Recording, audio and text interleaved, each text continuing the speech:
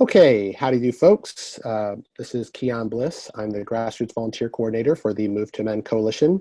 Joining me on this monthly Take Action webinar this February 6th, 2019 is our Outreach Coordinator, Millie Harmon, who will be keeping track of the chat window in both Zoom and Facebook Live to answer your questions in real time. We'll be going through our webinar today, which will be how to start a Move to Men affiliate group in your community. Before we get started, let's go through just some webinar participation tips. So sounds like you all can hear me right now. So if you're having trouble tuning in, just turn up your speakers, or you might try to use the conference call line, and the phone number is listed here.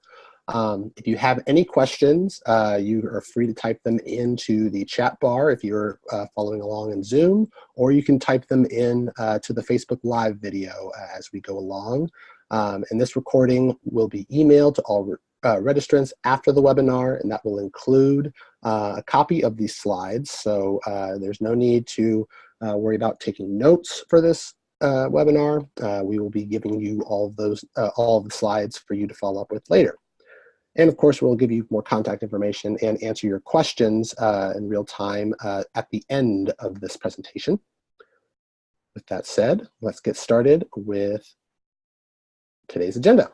So just to give a quick overview, we're going to do a overview of Move to Men, who we are, what we're doing, and our structure as a coalition. We'll also be giving an introduction as well to Move to Men affiliates, who are our core backbone in this coalition and who we depend upon to help build this movement for a 28th Amendment to the Constitution, the We the People Amendment. We will also go over the benefits of affiliation. There are many different levels of support within this movement, and everyone has a role to play, but there's definitely certain benefits to joining the coalition formally. And then we'll also go through our affiliate on-ramp and give you concrete tips and helpful resources for how to get started, as well as talking about some advice on how to spark local involvement in your communities, as well as keeping interested volunteers engaged with this work as we move forward towards passing the We the People Amendment. That said, let's continue on.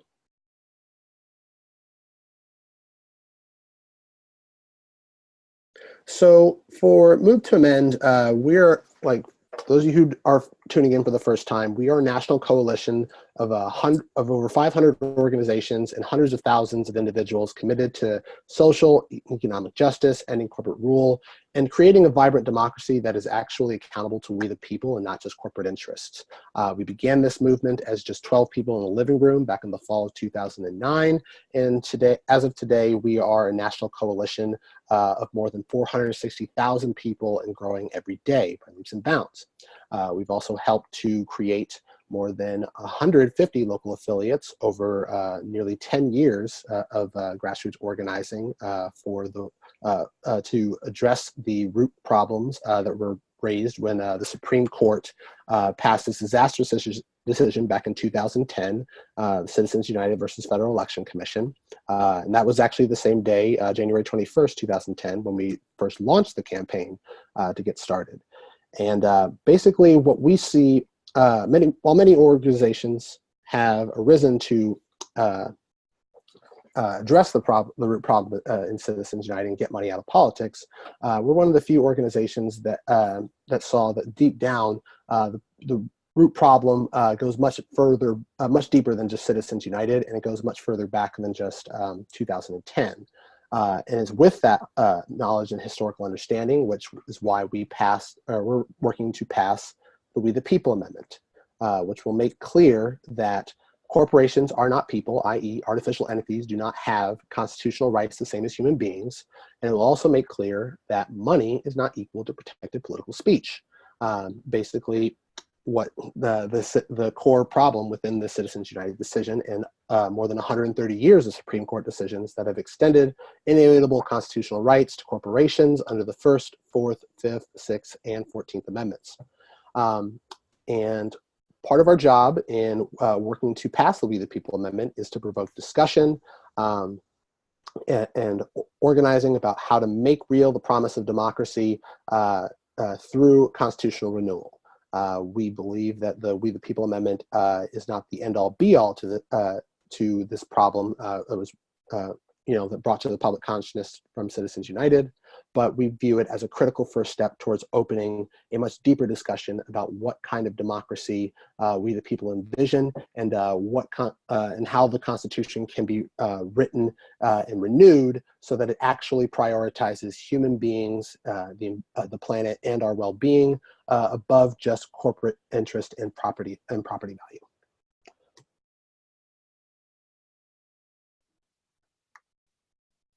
So our core principles and values include anti-oppression and solidarity organizing, particularly with those communities that are living on the front lines of struggle against the nature of corporate rule. We have, we're particularly prioritizing as well those communities that live directly in the path of major corporate polluters, particularly communities of color, our closest and immediate allies in this work ahead to build a genuinely diverse, multi-ethnic, intergenerational, cross-class movement necessary to carry a heavy lift that is with passing a amendment to the U.S. Constitution, which has only happened 27 times. Core to that solidarity organizing and anti-oppression strategy is coalition and movement building, which is necessary to make sure that we are a cohesive and powerful organization and movement that can force Congress and the states to take action on any amendment that comes before it, as well as, and to do that, we also believe in grassroots organizing, which is most definitely necessary. Power comes from the ground up, and we need to actually, we can't just depend upon Congress or state legislatures, or even those in the higher echelons of the social, political, and economic classes to take action. We actually have to build power from the ground up, and that means mobilizing our local communities at the cities, town, and county level in order to take action and get involved in this movement. And we also are dedicated to political education, continuing to learn from the as we walk in the footsteps of past movement leaders and social movements that have risen to change help change the Constitution 27 times before, as well as make other serious systemic changes throughout our society, and guarantee that all people, regardless of their race, gender, or class, are genuinely represented within within our society and our democracy. And we need to continue to learn from their lessons, as well as from their successes and their failures, in order to move forward with intentionality in this movement to amend the Constitution. And to maintain our independence and make sure that we stay true to these principles and values, we are committed as well to political and economic independence, so that we can avoid the quid pro quo that is typically associated with the major political parties, as well as the corporate doning class. So Move to Amend's coalition structure begins at the national level. We have a national board of directors, which we consider to be our leadership team, which helps provide us guidance and helps produce materials alongside our national staff members who regularly come together to discuss Move to Amend's national priorities, as well as to strategize and plan for how to best give direction and support to our local affiliates, who are our backbone in this coalition and are responsible for all of the successes that we have managed to accomplish over the last 9 to 10 years. We also have, besides just local affiliates, we also have amendment working groups, which are independent organizations that are committed to other causes and run under different names, but they have actually incorporated and added passing the We the People Amendment to their various goals and strategies in doing their own work. And they operate a little bit more in an ad hoc structure and a little bit more loosely away from Move to Amend's national structure, but we do our best to include them within our discussions as a national coalition, as well as provide them material support, including sending out email blasts and communicating with our petition signers within their area. And beyond that, we also have over 500 coalition partners and over 460,000 independent supporters who get involved in this movement in various ways that work best for them. So why should you start in a Move to Amend affiliate? The most obvious reason for getting a Move to Amend affiliate started is to mobilize your local community so that it can take action. By working together, we can make use of, we can actually directly challenge corporate power that influences and tends to thwart our own local democratic decision-making processes, as well as violate our own inalienable rights under the Constitution by using their own court-created constitutional rights. So by working together, we can effectively use our power to really challenge corporate power directly. We also are organizing within the local community to build our capacity as both activists and organizers, helping to train and become community leaders that all share the same organizational skills and strategies so that we can effectively reach out and continue to build this movement and mobilize more of our community. And as well as to develop other useful organizing tools that will continue to help people connect and engage as we continue to grow. Educating our neighbors and lobbying elected officials is also critical to this work, and it can't be done just by any one individual, especially when corporate power, we have corporations that can literally spend unlimited amounts of money to influence our electoral processes, our candidates, and even voters come election time and just operating around within our daily lives. This includes actually, organizing people to go speak directly to candidates and elected officials already in office, asking them where they stand on the issue of corporate constitutional rights and money as political speech, and to help build and get them to support and co-sponsor the We the People Amendment as it comes up into both houses of Congress. And we also work to engage with other organizations working on the front lines of the struggle against corporate rule and engaged in other very important issues in order to help grow our coalition and build this movement that truly supersedes just our standard issue silos. For Move to Amend, this isn't, passing the We the People Amendment is not just a political issue for us. We can consider this to be a human rights issue that intersects with literally every issue that people care about and are engaged in within their various justice movements happening today.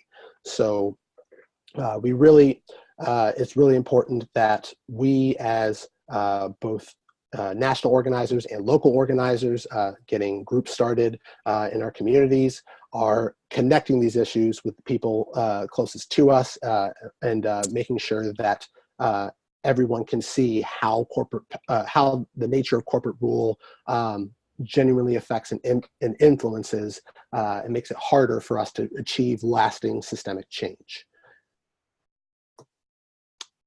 Affiliate contributions to Move to Amend's national strategy have been absolutely invaluable since we got started. We need to intentionally build an intergenerational, multi-ethnic, cross-class, transpartisan base, which is why we maintain our political independence from the traditional political party structures.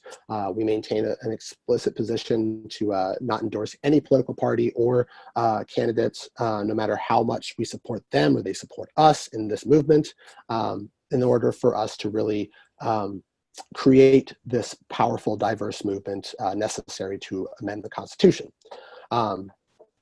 they're also deeply involved within our communities, advocating or advocating for this issue at the local level of city, town, and county level, as well as reaching out and building relationships with our state legislators in order to build our collective voice in support of the We the People Amendment. And of course, we also depend upon our local affiliates to secure endorsements and allies in Congress who are necessary in order to really get the We the People Amendment through. There are different avenues for passing the We the People Amendment, but the most successful avenue for amending the Constitution has always lied with Congress, which has passed over 27 amendments in the last 220 plus years under this founding document. So we really depend, but Congress only listens to the people within their constituency who they represent, which is why affiliates come in to really mobilize those communities and make sure that we can hold their feet to the fire and make sure that they represent us and not just corporate wealthy interests.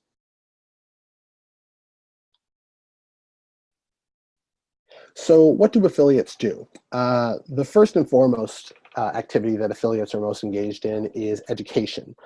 We depend upon our local affiliate leaders to raise awareness about the nature of corporate rule and participatory democracy and how corporate power directly intersects with the issues that are most important to the communities in which they live.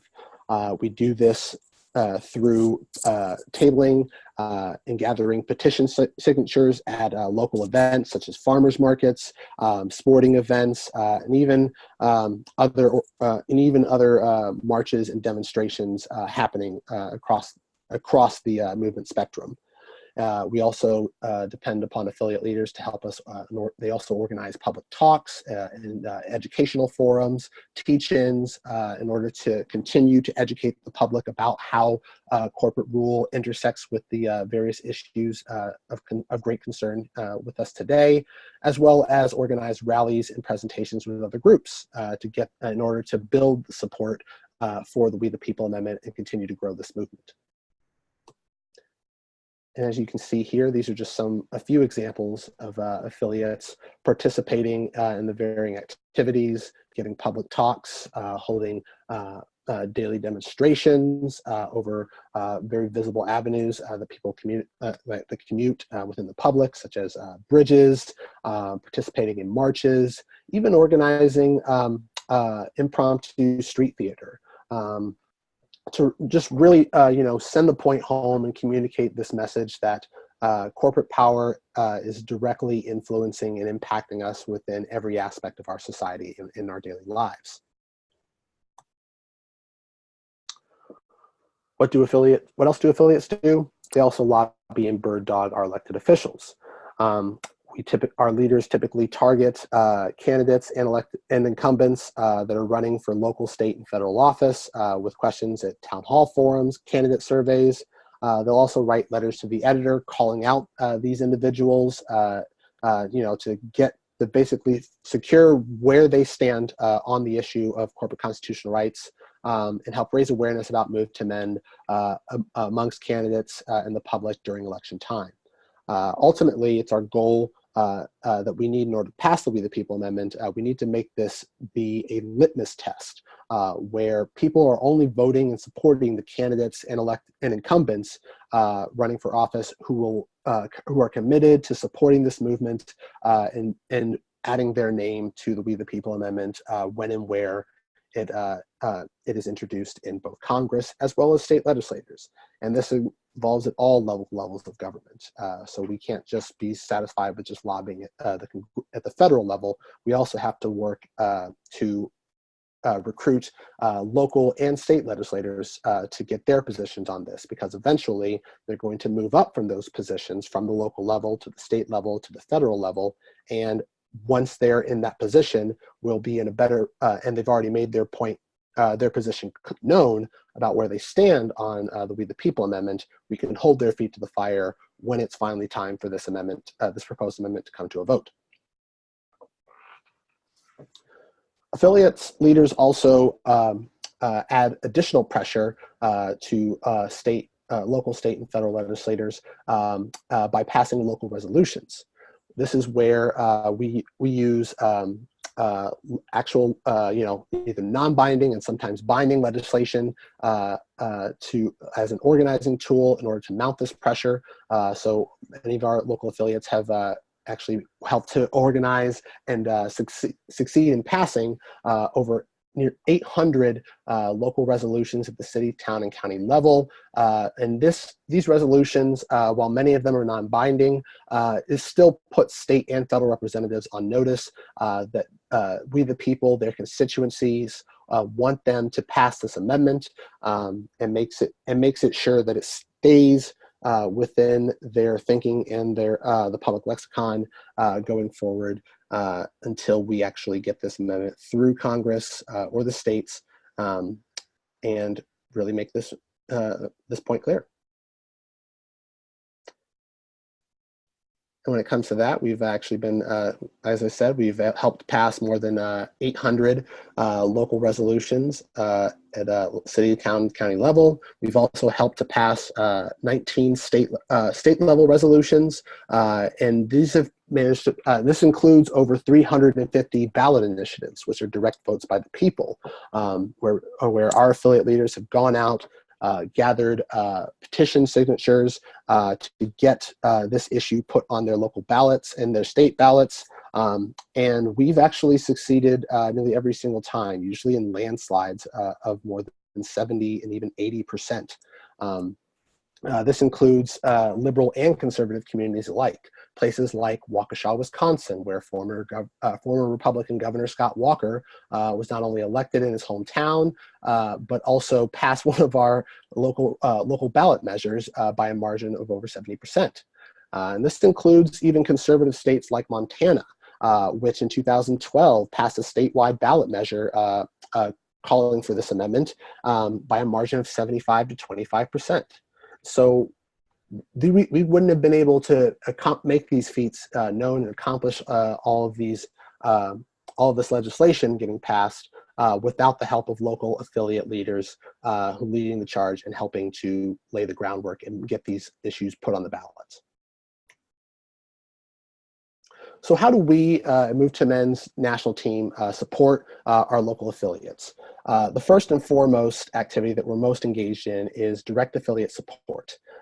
This includes engaging in one-on-one support calls and also responding to emails, answering questions, and making sure that we're being proactive in helping our affiliates get the resources they need, as well as providing mentorship and training in how to use various resources that we provide at the national level, as well as taking opportunities or taking advantage of the opportunities that come from current events, as well as our national campaigns and actions. We also host regular monthly coalition calls where all of our affiliate leaders and our national team leaders come together to get an update on the progress of the We the People Amendment, a lay of the land of what's happening across the country, nationally, and sometimes even at the state levels that affect the our national progress. And we also are proactive, or we also, as I said, provide proactive support calls to check in with affiliates regularly to see how things are going and help heed off problems as they arise and address any issues that may come up as they do their local organizing work. And we also help to organize action campaigns and provide sample organizing plans that will eventually provide, or that will give them some ideas on activities that they can do in order to support our national strategy to pass the We the People Amendment. Another way too that we also have a number of national caucuses that are focused on specific issue areas. Faith-based and ethical values communities come together to talk about how corporate rule directly impacts both their faiths and their ethical values and practices within their way of lives through the Interfaith Caucus. We also invite creative thinkers and artists to participate in our Arts and Culture Caucus to come up with ideas for creative actions, educational literature that will help raise awareness in the public, as well as inspire more people to get involved in this movement and create their own artful actions and campaigns. We also have a caucus for organized labor, where we invite both current and former labor organizers to come together and reach out to to local union halls, central labor councils, to help educate about why this movement directly benefits the labor movement as a whole, and how organized labor can directly support us and help get involved in this movement and end corporate rule that's directly impacting both their organizing, both locally, state, and nationally.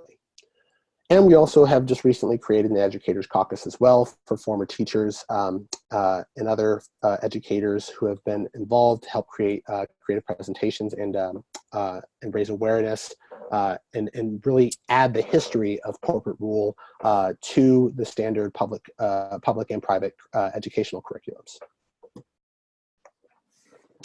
We also have several organizing tools that we provide, which includes the Move to Men website, where we provide each affiliate with their own personal web page, as well as access to a communal state page to keep everyone within their state who may not have Move to Men affiliates within their communities or near their communities, so that they know exactly what's happening at their state and local level simultaneously.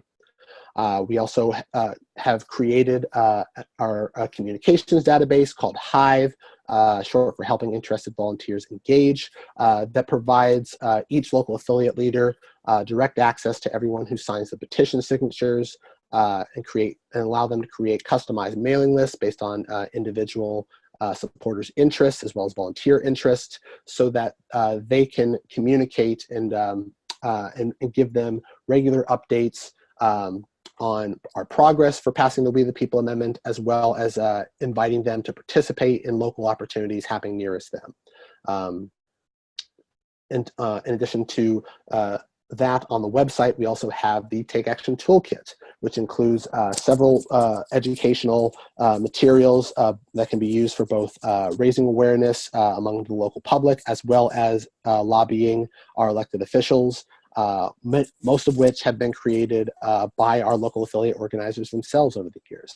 And this includes helpful organizing guides, volunteer recruitment guides, as well as talking points for how to talk about the issue of corporate constitutional rights, how it directly intersects with other issues that people are also passionate about, and reach out to specific communities to help raise their awareness and get them involved in this movement. And of course, we also provide Take Action webinars just like this one, which we try to hold on a regular basis and provide more direct organizer trainings and workshops that allow local supporters and volunteers alike to come together and also ask questions of our national staff and leadership.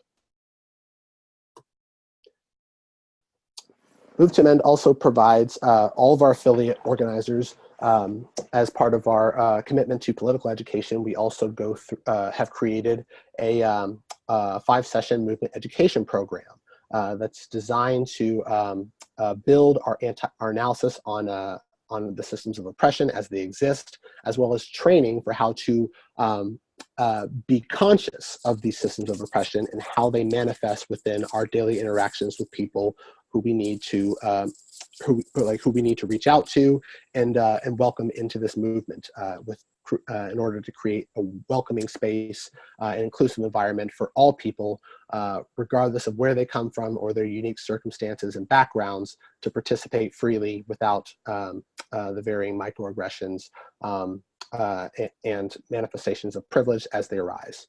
It also provides an analysis on movement history, by examining past people's-led movements that have happened throughout the course of the United States history, and examines their successes as well as their pitfalls so that we can learn from those lessons and move forward in our strategy for movement building with intentionality.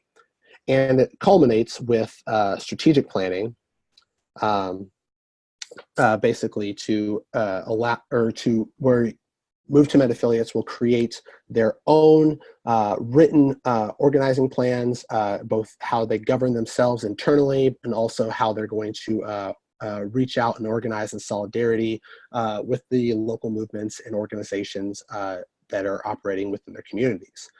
We consider the movement education program to be a tool to help Move to Mend affiliate leaders become more effective organizers, to build authentic and trusting relationships with people from the groups hardest hit by structural oppression, and as well as those organizers who have always been on the front line of the struggle against injustice and corporate rule. And the format is pretty simple. We start with, it's a 5-session program with a pause and reflect session added in between, where we're starting off by creating a foundation of understanding about how corporate constitutional rights directly manifest within our daily lives, and why it's been critical that Move to Mend centralizes anti-oppression and solidarity organizing within its movement building strategy. Because corporate rule depends upon the systems of oppression, because it depends upon throwaway classes of people in order to maintain the comforts of the powerful. We believe that we cannot just make anti-oppression part of our campaign, but it actually must be our campaign, because the current system of government that we have targets and harms certain communities more so than others, which is why in sessions 2 and 3, we work to grow our knowledge and awareness of the realities of oppression, both along the arbitrary social divides of race, gender, and class in our institutions, how they manifest within our institutions, and also our local organizing groups. We also have a pause and reflect session to just check in with current members and pull in new and lesser involved members to join in this discussion as we enter into sessions 4 and 5, which are the planning phases, where our local affiliate leaders will do a self-assessment and planning discussion in order to produce 2 key documents, as I mentioned before. A solidarity outreach plan that will work in companion to each affiliate's local organizing plan, as well as an internal democracy agreement, which will lay the groundwork for the democratic processes and protocols that apply the intersectional feminist analysis that we need in order to create a welcoming and inclusive environment in this movement building and coalition building strategy. We also organize several public speaking tours and bring Move to Mend's national team leaders to local communities to help raise awareness and support our local affiliate leaders at the ground level. We do this through hosting barnstorming tours, where we go to communities within each state and give public talks, public workshops, and even organizer meetings with local affiliate leaders to help, raise awareness about this issue, while also providing mentorship and training for those of you who are just getting started and are new to grassroots organizing. We also host a number of regional convergences within, multi-state regions, as well as within larger state areas. Where we don't often tend to go to, but are just as important in mobilizing and getting involved in this movement. And we've also are getting ready for our 3rd National Leadership Summit, which is happening this year on June 21st to the 24th, to bring in our local affiliate leaders together for additional workshops and ongoing trainings, as well as to culminate with a lobby day where we go directly to our congressional representatives and senators to get their support for the We the People Amendment as it's in Congress. So we all have a place to start when it comes, like we all start from, a basic, level of just being individuals, or just a couple of individuals that are just that are just seeking out Move to Men and just learning about this. This is the seed level based on our affiliate on-ramp process, which we get started, is where 1 to 10 individuals are just learning about Move to Men and are interested in getting, or just toying around with some of the information that we provide on the Move to Men website. Many of them have attended a barnstorming event that, in their local area that we've been to, and they may just be a regular donor to Move to Men's education and or lobbying fund, and are just seeking out new and interested volunteers from their community to see if they can get their own group started. We have a bunch of resources, at this level of growth, and it's highly suggested that, the first place that you start is by watching our 30-minute mini documentary, Legalize Democracy, which is a fun and informative way of really getting a brief history on how corporations came to claim the same constitutional rights as human beings, and how that directly impacts us within our daily lives and what we, the people, can do about it. Apart from that mini documentary, there are also a number of helpful readings on the website. It's important at this level to get familiar with the We the People Amendment that's been introduced into 3 Congresses so far, so that you are aware of what exactly it will do, and how this will impact how this will impact our current system as once it is passed, and what are the possibilities once we are to actually abolish these court-created doctrines of corporate constitutional rights and money of speech. And of course, this is also the opportunity to continue to build support at the local level, where many folks who are just getting involved at the seed level are just starting to do their first tabling events and collecting petition signatures, which may not have been done at their level just yet, but may have. And you're just working this is a way that we not only are building our support for the We the People Amendment, but we're also raising awareness about Move to Mend and this movement to amend the Constitution with the more people that we talk with about it. Once you've gotten a few people together and you've gotten yourself familiar with some of the readings and started to go out into your community to raise more awareness. Once you get about 3 to 10 people together who are interested in forming the first members, the core membership of your group, you're ready to actually form the actual affiliate group. And this is the level where you're probably going to host your first introductory meeting, maybe participate in a few gatherings and conversations over at local coffee shops or over each other's houses just to get started. And you might even be involved in some studying and public activities that are inviting more members from your community to participate. In order to become an official affiliate, you'll actually have to go through a formal application process. You'll also have to sign our memorandum of understanding so that you're clear, so that all of us are clear on the responsibilities that are expected of our national leadership team and staff members, as well as what's expected of our local affiliate leaders who are working as representatives of Move to Mend at the local and state level. And here are just a few suggestions and resources for how you can continue to grow during this level of organizing capacity.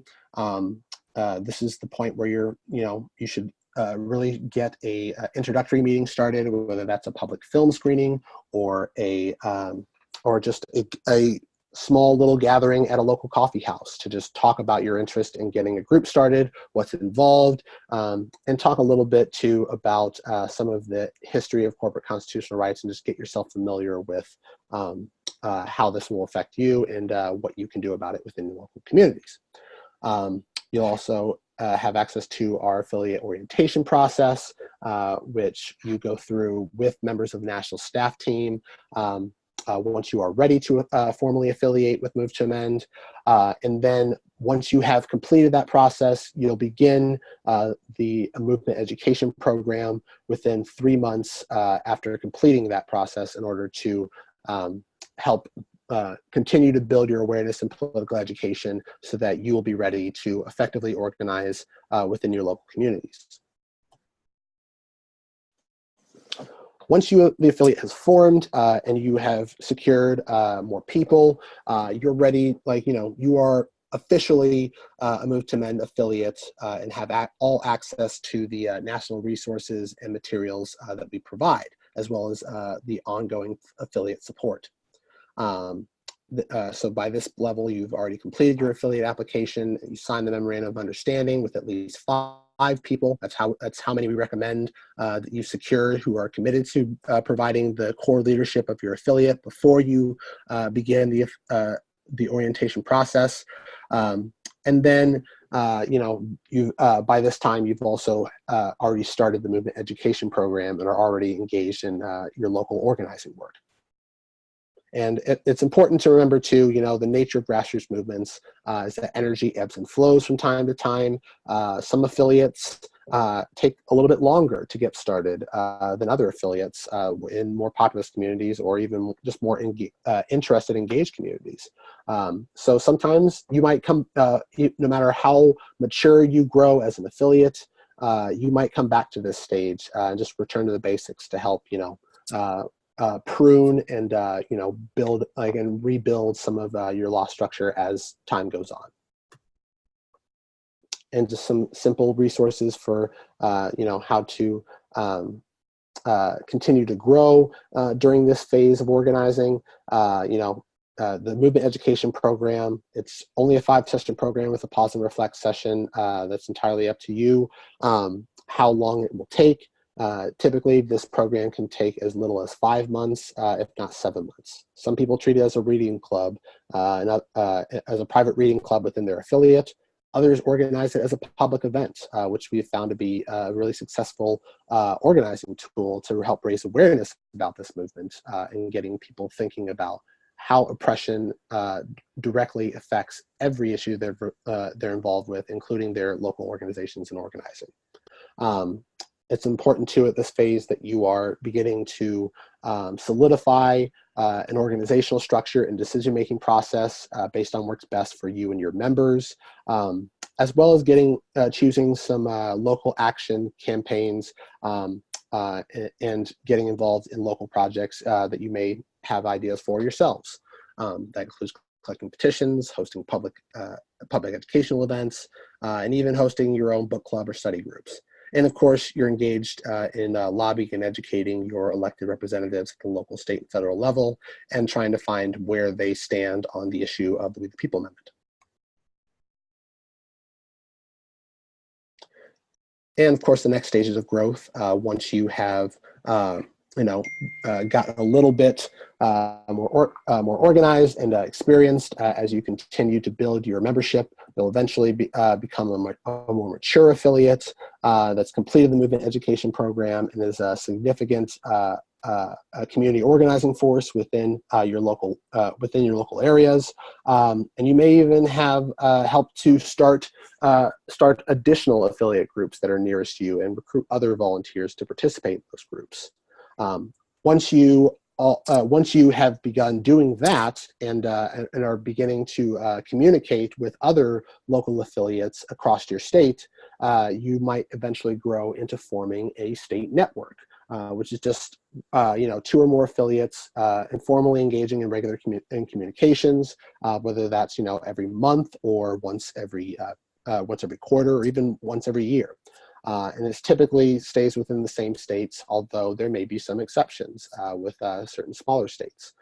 It's entirely up to you how this goes. There's no one size fits all with that. But eventually, these state networks will become organized enough and be able to operate semi-autonomously to where they're ready to form a formal state-level organization, leading statewide activities and helping to support local affiliates and local organizers and amendment working groups, and are actually engaged in a formal decision-making role at the national level. We haven't yet founded any state chapters yet. This is the framework for this is coming soon. So those of you in states with state networks, stay tuned. So the first step, of course, in starting any affiliate group is to spark local involvement. And the easiest way to do that, first and foremost, is to build your visibility. This means going to local public events in order to table regularly and often over farmers markets, festivals, and holiday events. Organizing during Earth Day, May Day, Labor Day, and even just getting involved in local and state organizations, events, and conferences, just to, whether that's just having a table with some of our educational materials and a petition sheet, or if it's just carrying a clipboard and walking through a march or public market and just asking people directly where they, if they would sign your petition and support a 20th Amendment to the Constitution.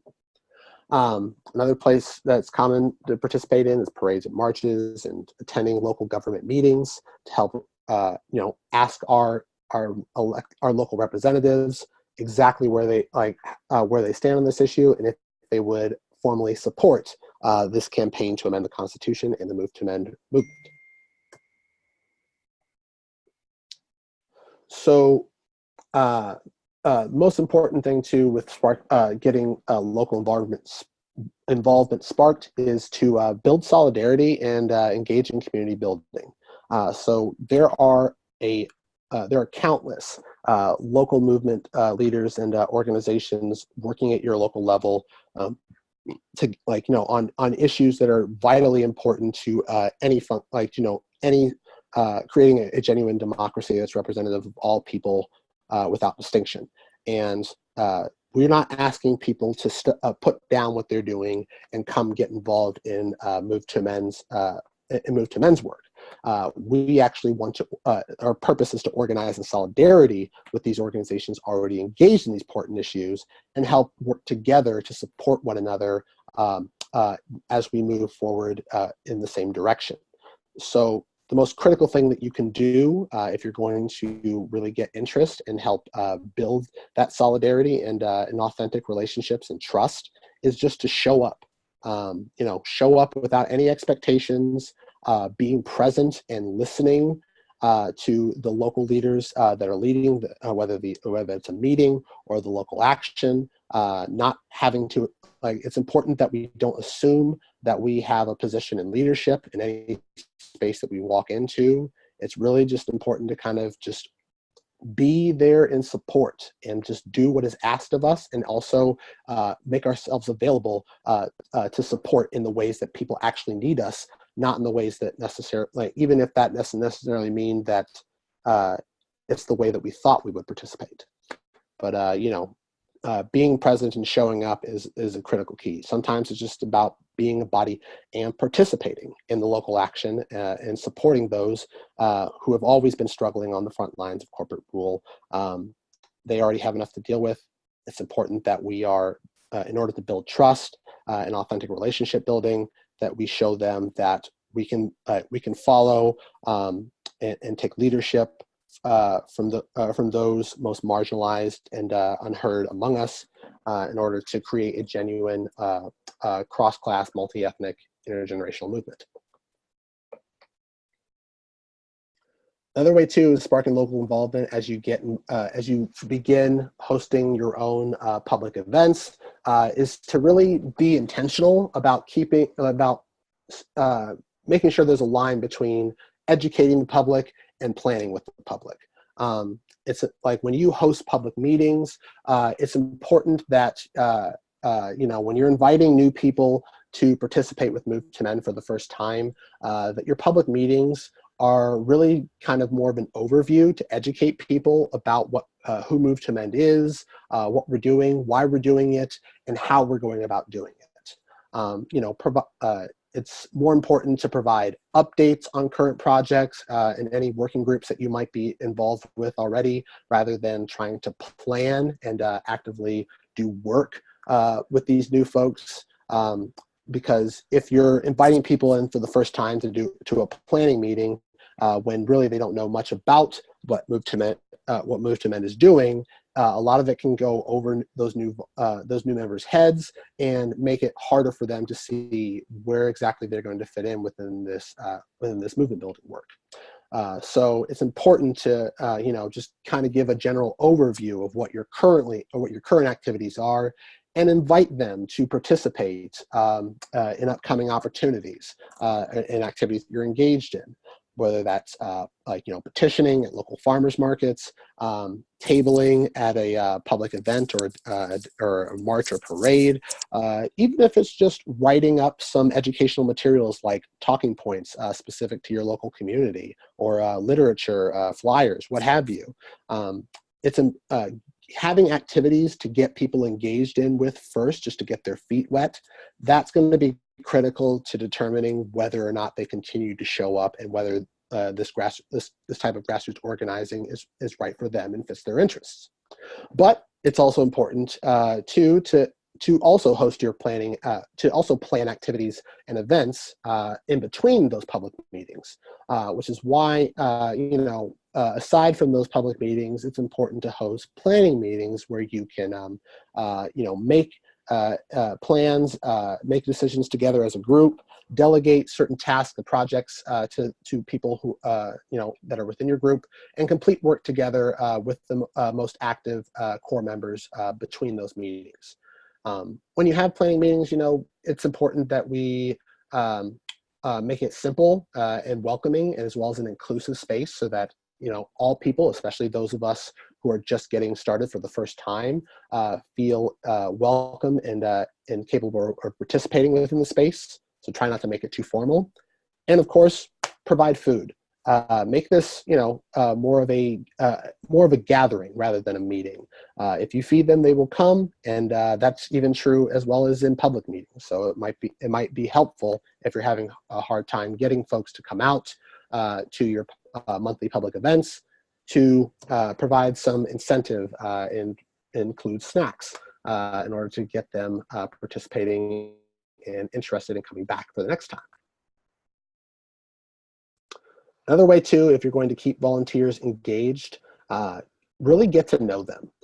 What we found, many of our affiliate leaders have found in doing this grassroots organizing, is that building one-on-one relationships has been critical to really getting new affiliate leaders involved for the first time, and keeping them within the group, through thick and thin, and really, building camaraderie within our local affiliate groups. So when you identify or meet a new volunteer for the first time, and they sign their petition, and go home to do whatever they do, consider following up with them and asking them out, whether that's to an informal setting, whether that's over a cup of coffee, or maybe just having some lunch at a local cafe, or even at your home if that's comfortable for them. Get to know them a little bit and find out, what they do within their daily lives. Talk a little bit about the skill sets that they might have to offer, a little bit about their interests in getting involved with Move to Amend, and really just asking them what kind of role they might see for themselves. Some people might just show up, every now and then when they're free to help do some petitioning and tabling at a local event. You can depend on them for that. Others might have some more creative writing experience and want to actively help you create materials. Or some people might just be interested in doing some more administrative work, like entering the data from the petition sheets that you get. That's a critical role that we need in every affiliate. And also, too, it's important that we're sharing knowledge with them as well, so that they know exactly what they're getting into, the other groups and movements that we see ourselves connected with, and that we work in solidarity with. Another way, too, to keep volunteers engaged is to give them activities and work that they can channel their energy into. It's really important that once you have identified a new volunteer and they've confirmed that they're interested in joining your affiliate group, that you are following up with them quickly, typically within 1 to 2 weeks, and giving them a place to actually channel their energy in. Because the longer it takes for them to really get involved in the work, the less their energy, the more their energy will continue to recede, and make it harder for them to really get remotivated into that. But some people are different than others. So delegating activities and tasks such as securing and setting up venues for public events, being available to help table and collect petition signatures at local or state events, even just calling other Move to Men supporters or helping to participate in a local march or parade are some key easy activities that you can that will always be beneficial no matter how many people you tend to have. How many people are that are interested in getting involved in this. So it's really important to think about how you are directing people's energies into.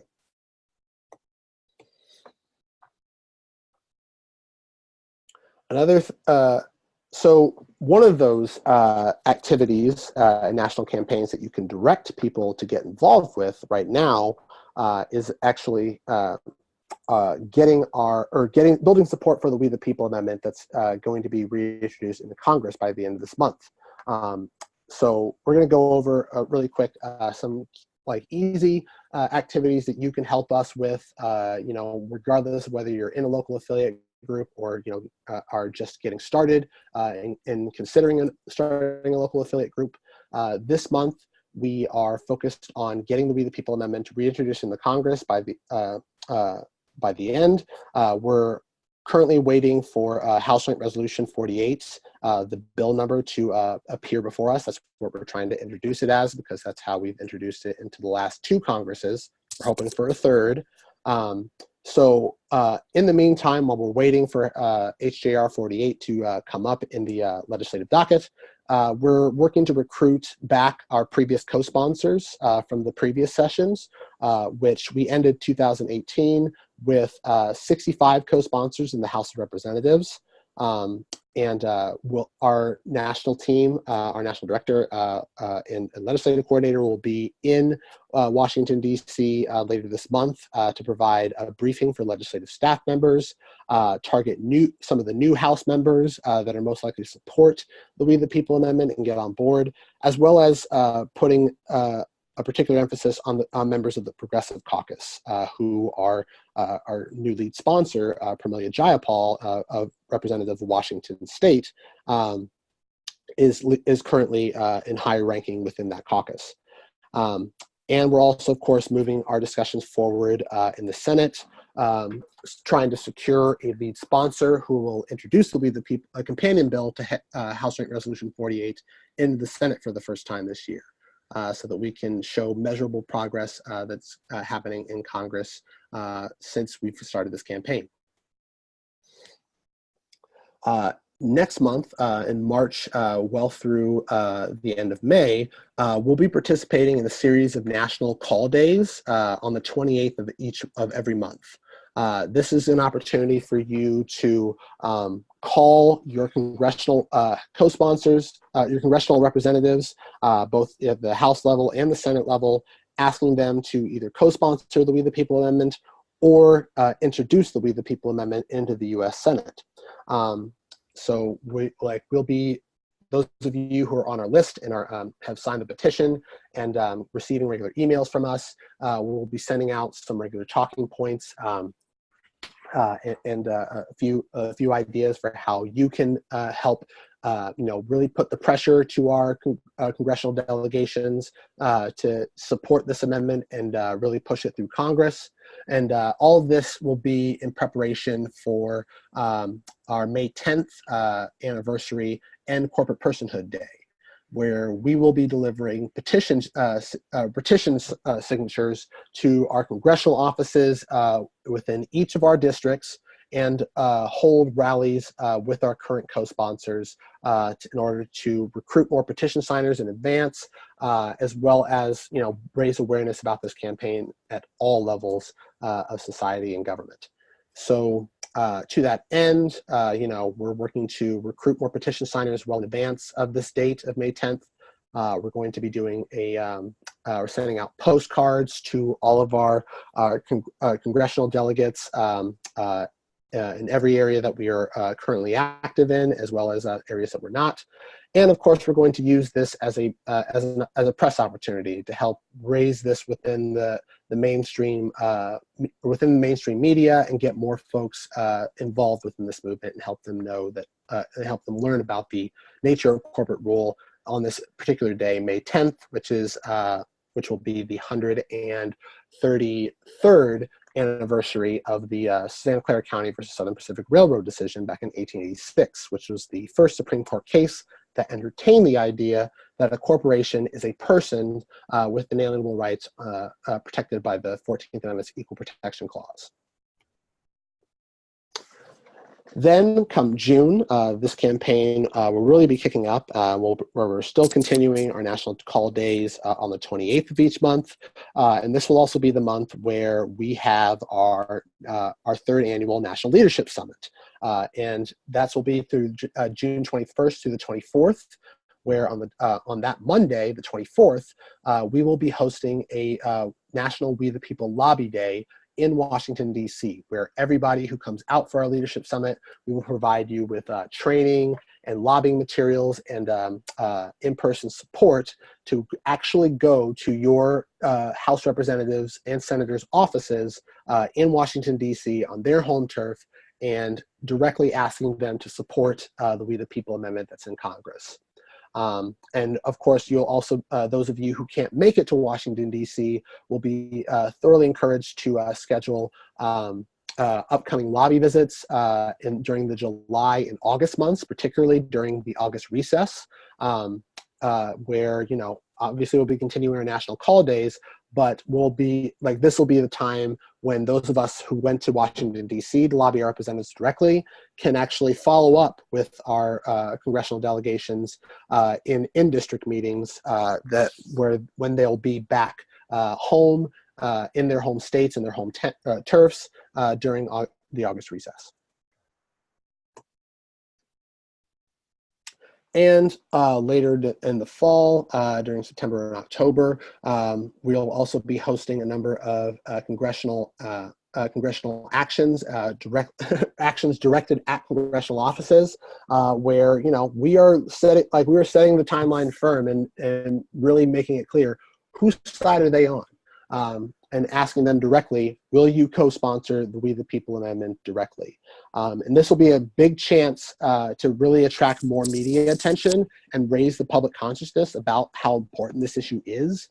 And this is where those of you who are really interested in engaging in direct action will definitely be needed. We're talking about doing, public sit-ins, big artful displays outside of congressional district offices, even in Washington, D.C. if possible, and also, blowing up the phone lines and making sure that every member of Congress understands there's an amendment in Congress right now called the We the People Amendment, and we need their support to get this done. The goal is at least every Democratic Party Congress member to be on notice, but we can't, of course, we can't let Republican Party Congress members off the hook either. So those of you in red states, don't shy away from doing that as well.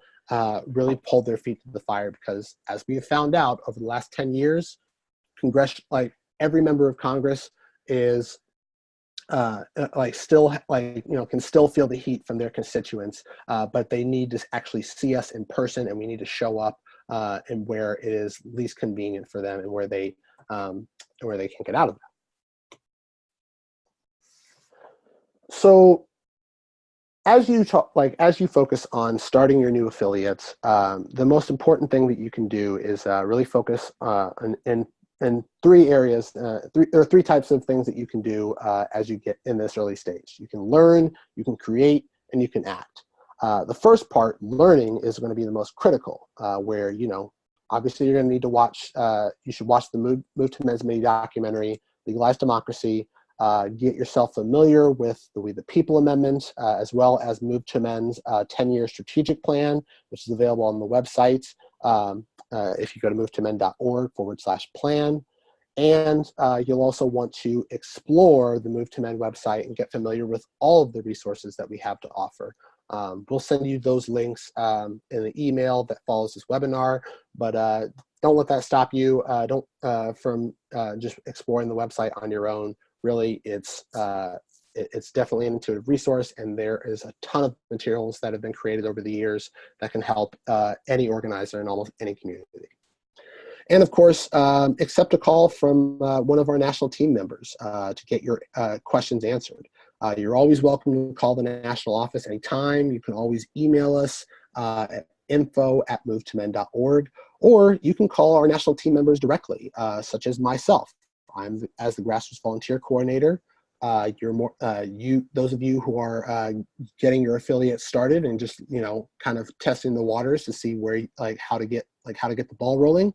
I'll be your point of contact and provide you and I can answer any of the questions that you might have, and as you get started with your affiliate. The next step too, you can also in this phase you can also create, where you're just building your visibility as you trying to see spark local engagement, involvement in getting a group started. You can do this easily by resharing Move to Amend's national postings to your personal and social media pages. You can create your own social media post, just asking friends to sign the motion to amend and to encourage them to get involved. You can even send emails or letters to your personal networks, inviting friends and family to join you in helping to get a Move to Amend affiliate started within your local area. And of course, those of you who are just ready to take action now, there are several activities that you can do to get started. First and foremost, talk to a member of Move to Amend National, most likely me, to request that we send an introductory email to all the local Move to Amend volunteers that are nearest you. And then once that email has been sent out and the introductions are made, we'll even provide you with talking points and a sample script for you to make follow-up phone calls to those volunteers to just to let them know that you're here, you're really excited to get a group started, and that you're available for them to contact and follow up with to ask additional questions.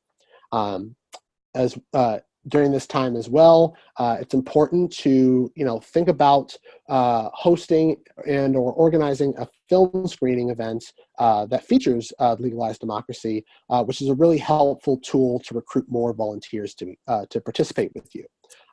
Think about a date and time that is both accessible, convenient for you, but also incorporate thinks about and considers what local events are happening in the area during that date and time, so that you're maximizing the opportunity for people to engage and they're not distracted with other events that are happening nearest them as well. That might just be just as important. This is also, you can also just start off by asking friends and inviting volunteer prospects out for food, coffee, or just host a potluck dinner to discuss your interest in starting a group and learn a little bit more about what the process is for affiliating and all the resources and benefits that brings. And plan your first meeting. Even if you're still in the introductory phase, you can still think ahead in the long term and lay out all the steps before you. And we at the national team can help plan that with you together, so you don't have to necessarily do this all on your own. So just to get a quick recap, how do you get, how is the first are you to get started? So the first thing you can do is sign up to volunteer. You can do this online anytime by just going to movetoamend.org/volunteer and checking the box that specifically says you're interested in starting an MTA group in your community. Even if you've already signed a petition sheet at some point in time, that's okay. You can always sign the volunteer form again, just to let us know that you are interested now in getting a group started, or just volunteering with an affiliate group nearest you if possible. So it's really important to go to that link, and then also once you signed up to volunteer, you can help give yourself a head start by sharing that link on your personal social media accounts, via your email, your personal email networks, so that you're encouraging more volunteers to engage. And we typically, our national staff team and our intern team will follow up with you within 1 to 2 weeks after you sign up. Once you have identified your interest in getting a group started and you've talked with either me or somebody else on the national staff team, the next step is to host an introductory gathering. There's a resource link right there where you can get some ideas for what that might look like and how to organize that first initial gathering. But the important thing is, when you're first trying to organize it, find a venue in a time that is convenient for as many people to show up as possible, and make sure that it is an accessible venue in places such as a public library, coffee shop, even the living room of your own home will suffice. You should also register your meeting with Move to Amend so that it will appear on our national events calendar, as well as allowing us to share, to promote your meeting by sharing it via social media, sending email blasts to local petition signers that are already living in your area, and helping you to create some flyers for yourselves so that you can so that you're able to, effectively make sure that as many people are engaged in this and know about your event as it comes up. Of course, it's also important that you review the affiliation process. There is, you see the link right on the screen there, but there are a number of helpful readings and other materials that you should brush up on, just to get a sense of what you're getting involved with. What are the expectations of local affiliate leaders once they formally join the Move to Amend Coalition, as well as getting an idea of what kind of material support as well as mentorship we on the national team can provide you as you get your affiliate up and growing. Once you're ready to get a group started, your initial goal for recruitment should be no fewer than 5 volunteers who are committed to forming your affiliate's leadership.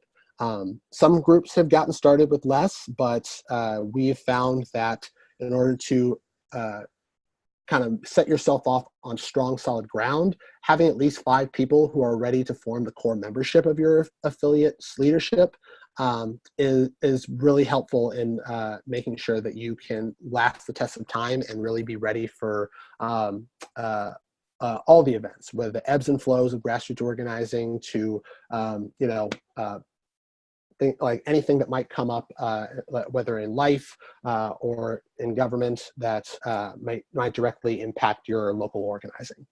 But once you have recruited those 5 volunteers, all of you will want to sign the memorandum of understanding and submit an affiliate application, and then complete the affiliate orientation process, which you will schedule with us typically within 1 to 2 weeks after you've submitted your affiliate application. And most likely that will be with me, that'll be with Millie, and other folks on our national staff team to kind of go through step by step, who we are, what we're doing, our core values and principles, as well as the benefits and resources that are available to you as Move to Amend affiliate leaders. And this will also be an important opportunity for you to ask any lingering questions that you had as you were going through the affiliate process, and getting yourselves ready to plan for long-term organizing in the work ahead. So I know that was a lot, but like I said, we'll be sending you a copy of all the slides so you can capture, so you can get all the links that we shared through, and you'll also get a link to the recording once we're done. But I'm going to open it up now to any questions that you have, and Millie will let me know what questions to answer. So open stack. Who would like to ask a question?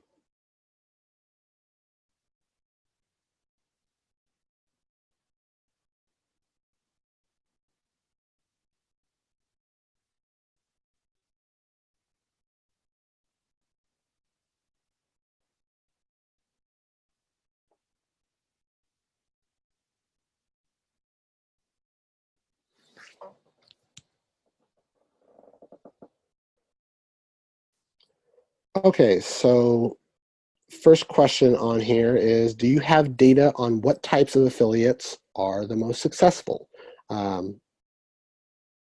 So for example, do you find that people who go to church versus folks who don't are more successful, or people whose networks are full of entrepreneurs or full of people who have 9-to-5 jobs? Any demographic advantages for certain affiliates, or advantageous networks for an affiliate to get into if they're not already a member? That is a very thorough and detailed question. Thank you for asking. I would say there's no official data on what types of affiliates work best. Honestly, we've seen affiliates get started in just about every area that you can think of. In the most rural communities, where it's mostly farmers and churchgoers, to in densely populated urban areas. We've seen affiliates pop up and spring up. So really, I mean, in terms of the type of people that are getting involved in this, really we want to make sure that we're welcoming and inclusive of all types of people, regardless of what they do. Business entrepreneurs, young people working 9-to-5 jobs, retirees who have long since left the workforce, but are still engaged and wanting to help make the future better for their children. Anybody can really get involved in this. And in terms of demographic advantages, I wouldn't think too much about the specific demographic. What I would think about is how can you connect this movement with key communities, especially those, like I said, who are living on the front lines of struggle against corporate rule, and are most impacted by structural oppression in particular. That's going to be key, because a lot of people who are struggling with those 9-to-5 jobs and just focused on more vital, immediate problems in their daily lives, such as just keeping a roof over their heads or keeping food on the table. They don't necessarily have the luxury compared with some other people who have more privileges and advantages throughout their lives to participate in this movement.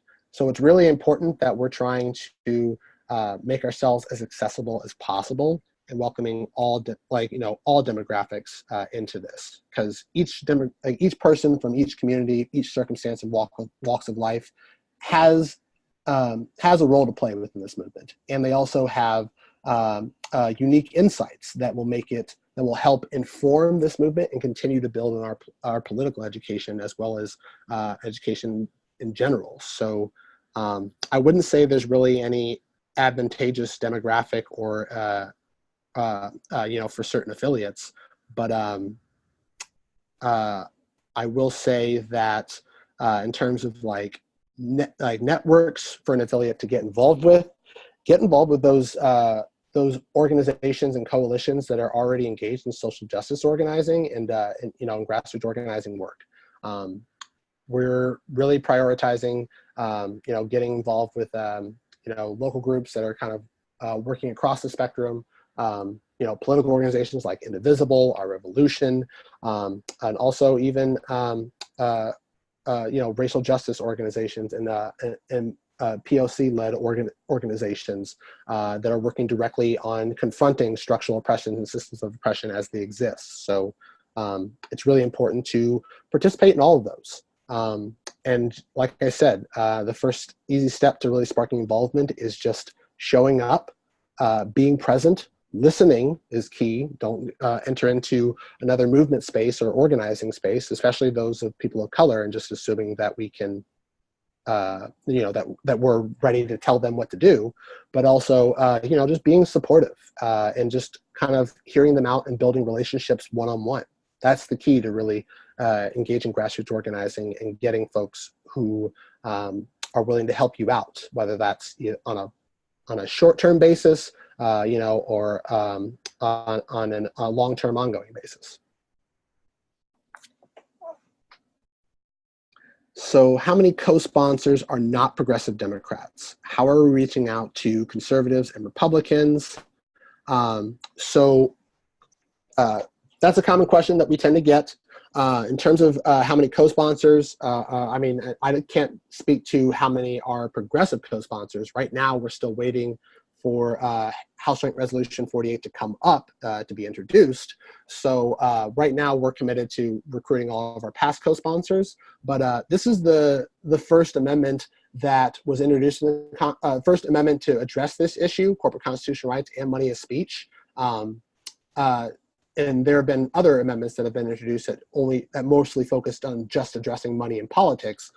This was the First Amendment that actually received bipartisan support and had its first Republican co-sponsor, Walter Jones of North Carolina.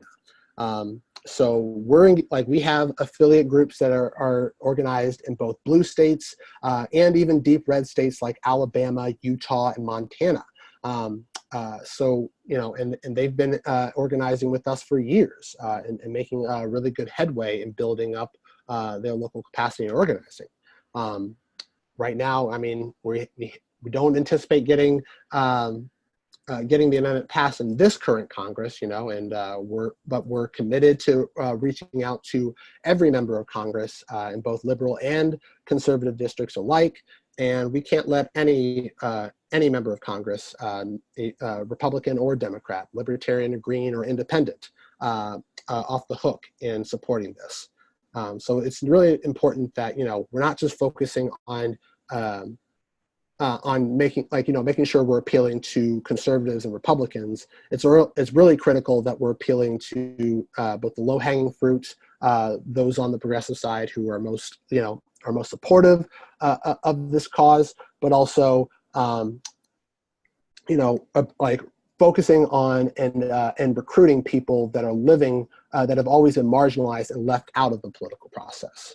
So, like I said early on in the presentation, we've managed to pass local resolutions in support of this amendment in all types of places, including conservative communities. Waukesha, Wisconsin, former Republican Governor Scott Walker's hometown. Brecksville, Ohio, that voted for Mitt Romney in 2012, and then passed at the same election, passed one of our ballot measures by a higher margin than approved of Romney. And this includes places like Salt Lake City, Utah, that passed one of our ballot measures by over 80%. So, we know that we have a message that resonates across the political spectrum, regardless of what political party you're in. But the important thing is mobilizing people that are most likely and most committed to getting involved in our grassroots leadership.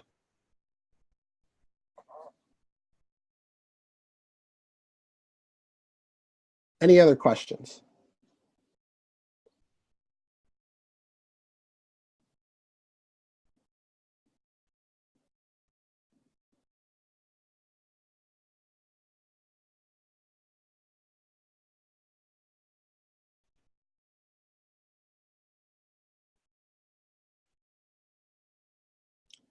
So what happened to the previous congressional introductions of the amendment? That is what it, so what happens if it's not fully taken up? Well, we definitely know that it's going to be taken up. It's definitely going to be introduced into Congress this year. It's been introduced into the last 3 Congresses. When we first started off when it was first introduced, I think back in 2012, we started off with just 3 co-sponsors for the entire congressional session that period. But once we introduced it in the next further cycles, we grew from 3 co-sponsors to ending in 2018 with 65 co-sponsors. So, each some of them, some of those co-sponsors may have lost their re-election campaigns, or they may have, one of them passed away, unfortunately. But really, now that they have said that they support this and they've made their position known, it's going to be much easier for us to get them back on board. They just need to hear from their constituents that they want them to get back on board, and to remind them this is an important issue that they need to be a part of and help organize the campaign. So right now, we know that it's going to get into Congress. There's not a question of that. If it's not fully taken up for in future Congresses, we still go back, we go back to the drawing board and we continue to do what we've been doing and get it reintroduced as soon as we can, which is how we did it the first time.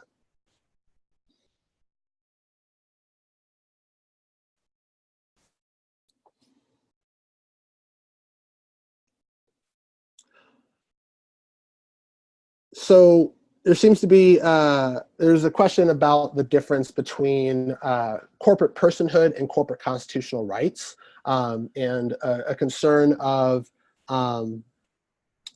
making, what happens if we abolish corporate personhood. And it's important to be clear about that, because sometimes, over the years, that messaging has gotten a little bit muddy. So let me explain the difference.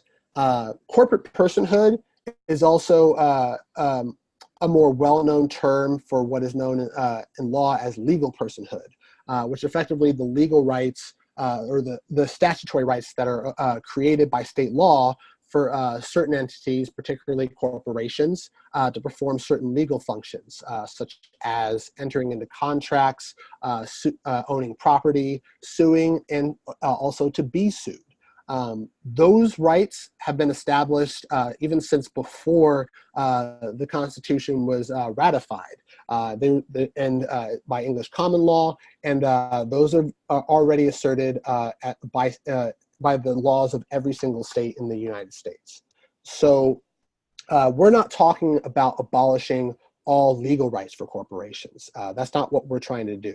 What we're trying to do is abolish this expansion of legal corporate personhood, which includes corporate constitutional rights. Those statutory rights that I had mentioned, those were never construed to be inherent or inalienable, even during the U.S. founders' time.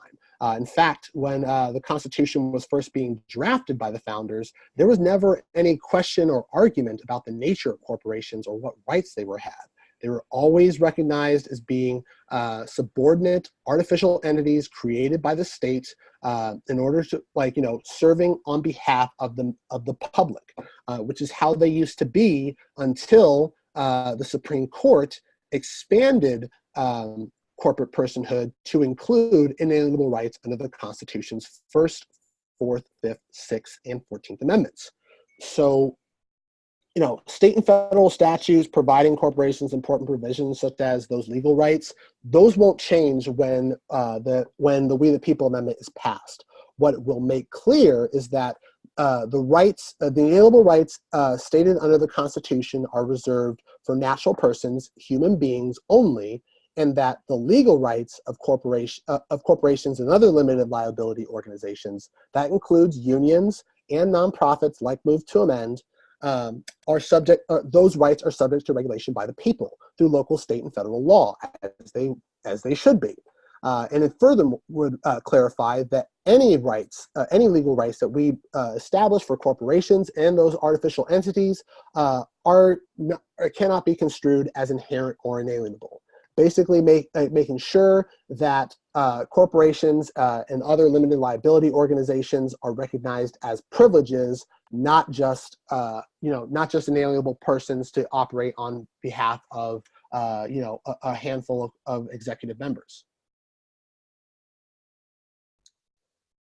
So the next question, does a resolution simply not come up for a vote if there's not enough co-sponsors in Congress?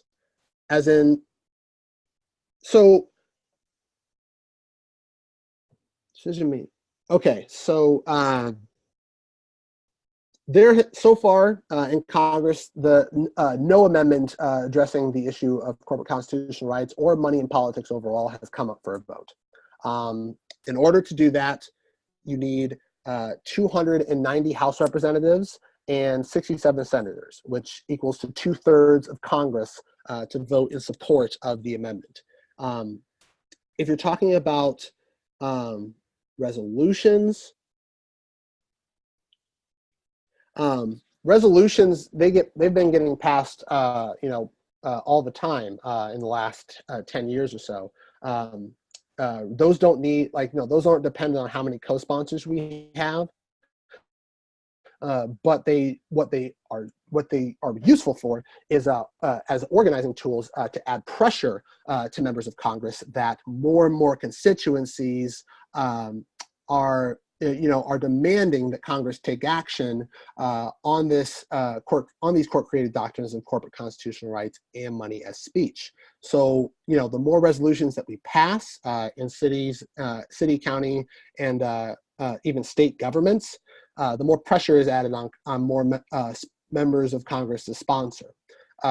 For example, back in 2016, California voters passed Proposition 59, which is a statewide resolution calling on all members of California's congressional delegation to support and propose an amendment that would make clear that the constitutional rights that corporations do not have the same constitutional rights as human beings, and that money is not equal to speech. Same thing too with Washington State when it passed I-735 in the same year. Those kinds of resolutions put a lot of political pressure onto members of Congress to really co-sponsor onto that. So the more resolutions that we can pass, the more potential co-sponsors that we can secure.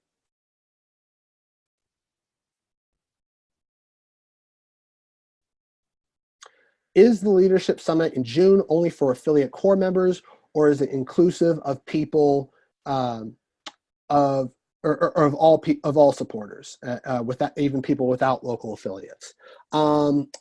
When we first started, it was mostly reserved for local affiliate leaders, but as of last year, we actually opened it up to invite more supporters besides just affiliate leaders to participate.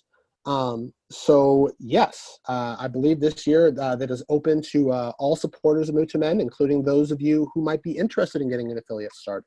And this might actually be a really good opportunity to kind of get in on the groundwork of how our progress is, get some hands-on organizer trainings with a variety of different workshops, hear fantastic keynote speakers, and learn some important skills such as lobbying and bird dogging.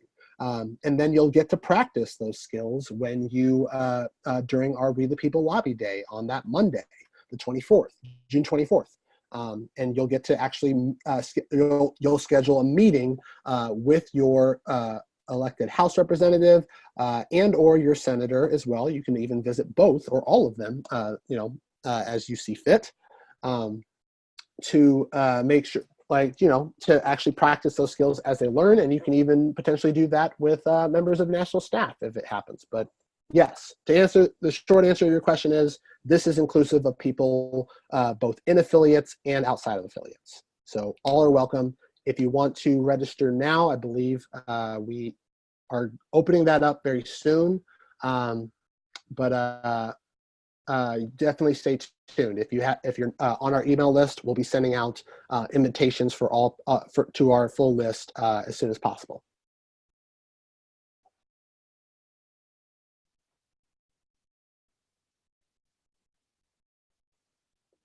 Any other questions about starting an affiliate or anything else?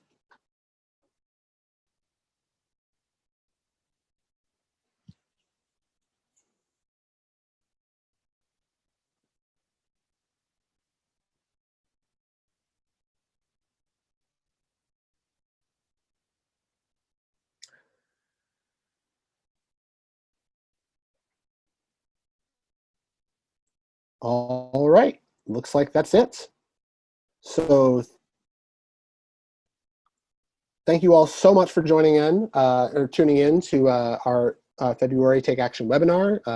So the next steps, once you're off of this webinar, immediately go sign up to volunteer if you haven't already. Just go to www.movetomen.org/volunteer. Fill out the form and tell us a little bit about your specific interest and any potential skills you have to offer. Whether that's, even if that's not getting an affiliate started. But if you are interested in getting an affiliate started, check the box that says, I am interested in starting an MTA group in my community. And we will follow up with you within 1 to 2 weeks after you sign up.